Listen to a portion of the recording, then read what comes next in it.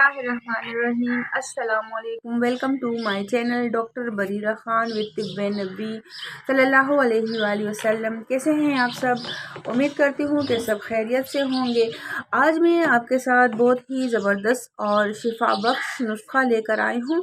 ये ख़ासकर बच्चों के लिए बहुत मुफीद हैं। बच्चों के बालों में जो जुएँ हो जाती हैं और किसी भी तरीके से वो नहीं जाती, लीकें बहुत बुरी लगती हैं बालों में, और जुएँ जो हैं पढ़ाई के लिए भी बच्चों को नहीं छोड़ती। बच्चे बहुत तंग होते हैं इससे।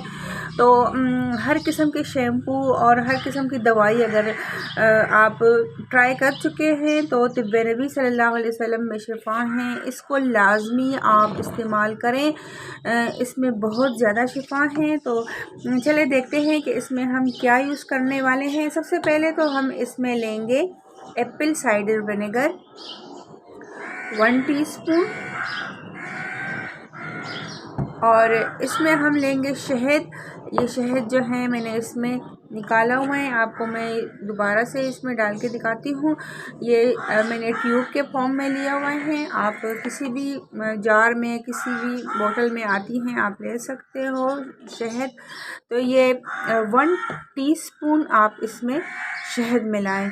तो बच्चों के या अपने बालों के जड़ों पे लगाएं। 10 से 15 मिनट तक आप वेट करें, फिर आप उसको वॉश करें। तो ये बेहतरीन दवाई है जुओं के लिए।